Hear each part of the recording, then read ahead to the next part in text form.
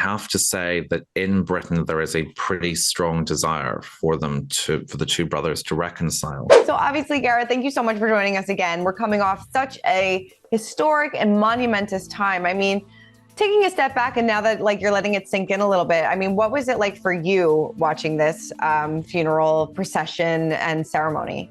There is a detachment, Christina, in a weird way when you're reporting on it. And as a historian, I was watching certain elements of the funeral that dated back to medieval times. But I'm also someone who was born during Elizabeth II's reign. She's been my head of state my whole life. And every now and then, it would hit me in a different way that I was reporting on history that was also something that's very real and present. And I think the death of kings and queens and these big moments of state are moments when history and the present sit right next to each other. That's what it felt like. But suddenly it dawned on me that this was the queen that my grandparents had known and my parents had known. And I think, interestingly, I was talking to a lot of people doing the media coverage. There were moments, different moments for different people and for mourners. I was talking to a couple on the flight home from London tonight where you felt a real squeeze of the heart. And for me, I was doing some of the reporting of the Queen's body returning to Edinburgh, and when Princess Anne curtsied to her mother's coffin, that really, really, that moved me so much. But for me, one of the other interesting things was when I was out and about on the streets of London, the sense of decency and camaraderie in the crowds was so inspiring.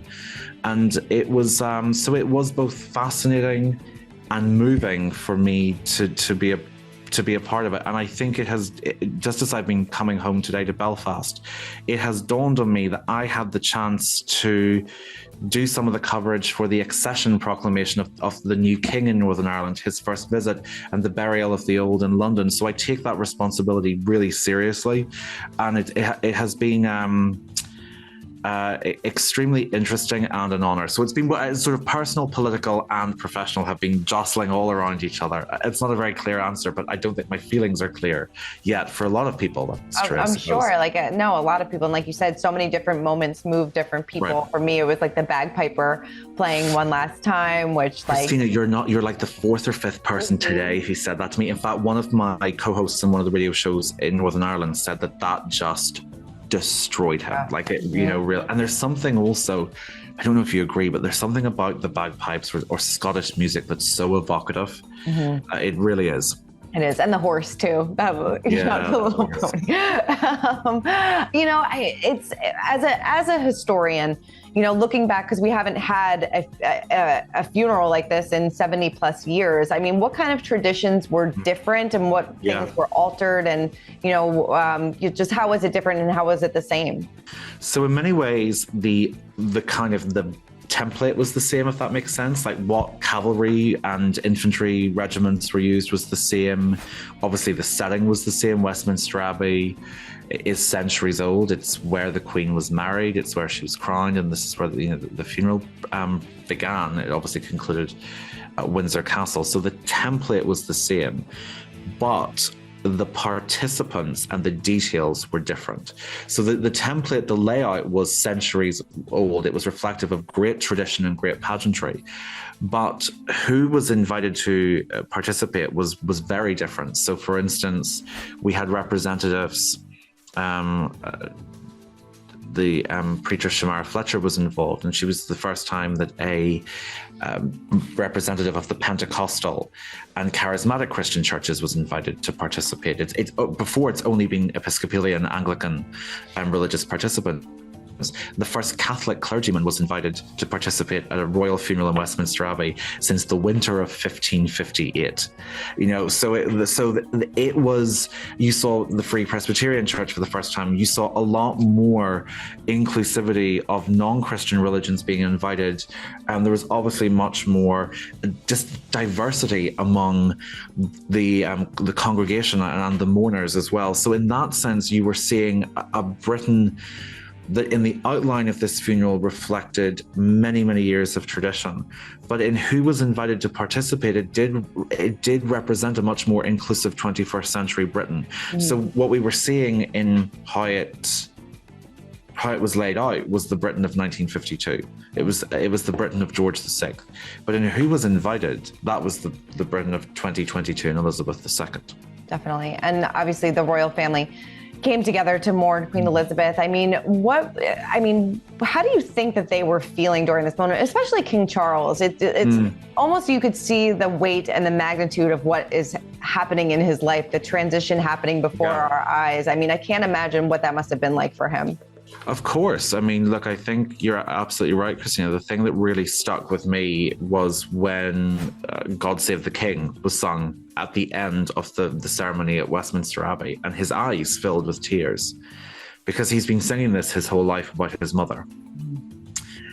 And he has been attending functions. There is a historical requirement for the, well, particularly since travel's become easier in the last century and a half, for the monarch to try to visit all 4 nations of the United Kingdom to mark their accession. So what he did was, in the week between his mother's passing and her funeral, he visited obviously Scotland, where she passed away.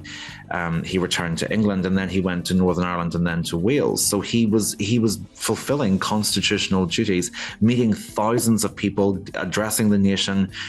I think this is the time when all the things he was supposed to do as the new king and as her eldest child, that's over now. So I think the end of the funeral, as by the way, I think it is for many people, it's the after funerals that there's a weight of grief and shock that settles. So that, I think, in particular, really, to me, was very obvious that this is someone who was struggling with their grief. I think Prince William, Prince of Wales, and Prince Harry, Duke of Sussex, both looked absolutely heartbroken at their grandmother's passing. I think that was really obvious, and we saw it on several instances. You know, both Catherine, Princess of Wales, and Meghan, Duchess of Sussex, struggling to hold back tears at the lying in state and later at the funeral. So this was a moment where I think you could see from her own children a great deal of grief, and from those who've married into the family a sense of loss and heartbreak. Do you think that this was like a unifying time over the past few days for Harry and his family? Obviously, Prince Charles let him wear the military uniform. You know, he was seated alongside the Prince and Princess of Wales during the ceremony at St. George's Cathedral. I mean, do you think that we are going to see unification between the family?